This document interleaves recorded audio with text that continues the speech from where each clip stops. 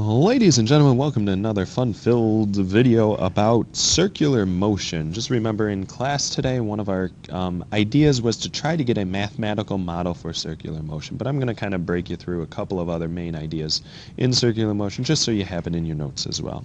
So first off, we took a look at our apparatus, which was a ball flying around.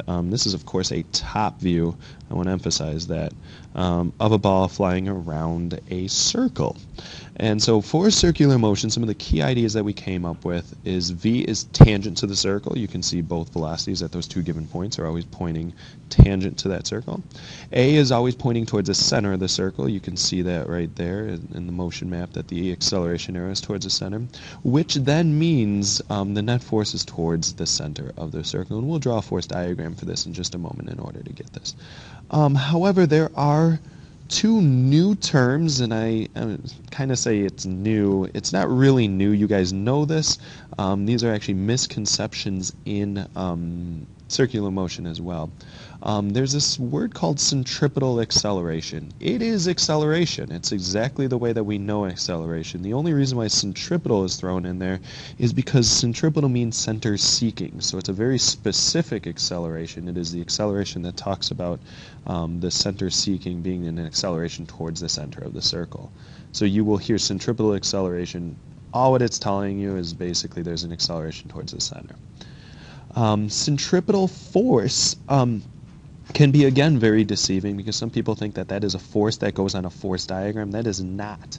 That is just what we call a center-seeking net force. So for a little bit more of a clarifying, if you take a look at a force diagram, an overhead view of this ball flying around, we would see that there's a force. We would call it Ft on the ball by the rope. We would call that is our centripetal force, aka the net force, which you guys would look at that force diagram and be able to right away say, oh, that's a net force. Well, you will hear other physics books and other situations, they might call that centripetal force. You could call it either one of those two words. So that is a quick synopsis of what we've been talking about, with two, like I said, new vocabulary words that I want you to be able to clue in on. Then your lab. So in your lab, we were taking a look at how acceleration and velocity were related. So we were changing the velocity and recording the acceleration, making sure that we kept everything else constant in our standard labs. Remember, if you're changing one variable, recording the other, make sure you keep all other variables constant. So we kept mass, radius, and basically any other one that you can think of. And when you did this, you notice that it was a curved line, which means we would have to square velocity, which happened on over here. Remember, the units get squared as well. And one of the things that I want to walk us through is steps to create a general mathematical model. That is something that can be used really anywhere. So if we take a look at these steps, I want you to kind of take a look at, first off, you get your mathematical model for your specific experiment. Remember, this is to your experiment. It is following the other variables that you held constant. Is that true for every experiment? No, but a general mathematical model would be true for every experiment. So you get your mathematical model, and then the biggest one, we spent the most time on this, is trying to figure out the meaning of the slope. So I always say it's a number that might represent something, so you got to try to figure out what could it represent. And number 3 is rewrite the model now after you get those general terms, so it could be applied to any experiment. And this is when, once we get the general mathematical model, those are the equations that we use for the rest of time, anytime that we have it, kind of like our kinematic equations. Those were all general equations that we came up with. So let's go back on over here. I would look at these two graphs and I would say, okay, the first thing, if I'm trying to figure out what the meaning of the slope is I'm going to look at the units. And in this case, we have a meter per second squared divided by a meter squared per second squared. And this looks really messy. Whenever you see something with a ton of division bars, you simplify it by going meter per second squared times, remember, dividing by something is the same thing as multiplying by the reciprocal, and in this case we have seconds squared per meter squared. you realize that the second squared cancels out, one of the meters cancel out, and I'm left with a unit 1 over meters. That is going to be something that is going to be so key in trying to figure out what the slope is representing. The other thing that's really nice in science is normally you have a situation where you have a whole bunch of different lab apparatuses, a whole bunch of different experiments, and they all have different slopes, and those different slopes are because probably the group used different other things that they held constant, very similar to the radius that you might see or the mass here.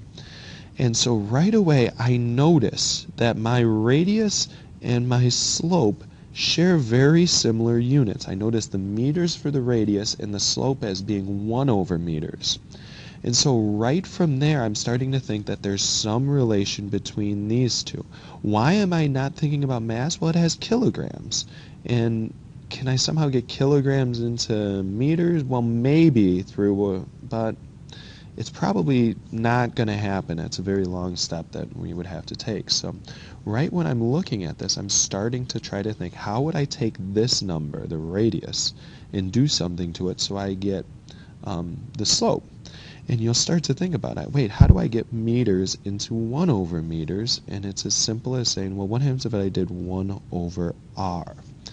And you'll notice if I do 1 over r, that's 1/3, which is very close to 0.3. And again, it's never going to be exact because you have some error in your data.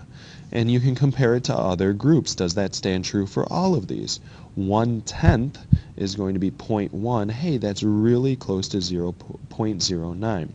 1/5 is going to be 2/10, which is really darn close to 0.19.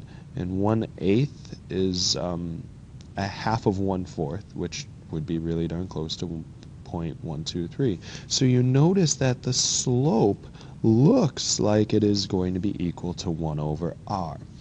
That key idea in this, remember this is just for the graph that we were looking at, allows us to do step number 2, figure out what the meaning of the slope and the meaning of the y-intercept. This one's easy because you'll notice it's really darn close to 0. And if you have 0 velocity, heck, you wouldn't be accelerating, which would make sense as well. And so finally what we need to do using the things that we figured out here is rewrite the model in general terms. So I just figured out, let me actually go on over here. I just figured out that AV squared, I figured out that the slope was equal to 1 over r. And so now what I'm going to do is I'm going to go y equals mx plus b. We know b is 0, so we can toss that out. And I have a is equal to x is v squared, slope is 1 over r. And what you can see is we have our situation where a is equal to v squared over r. Kind of couple of key terms. Remember velocity. This is what we actually talked about as the speed of the object, or what you could say is the absolute value of that velocity. So that is one other piece that you might want to note in this. So kind of taking a look at everything that we've talked about here. We have some ideas of circular motion. Now we have a way of relating acceleration to velocity squared in r. And we also have some connections to forces, which we saw up there. And so you will start to see that we're going to start blending this new equation, a equals v squared over r, to the things that we know about forces, and start doing some a little bit more complicated but fun problems. And we'll take a look at an example tomorrow in class. Thanks for listening. Be ready to do some heavy crunching and some fun problems tomorrow.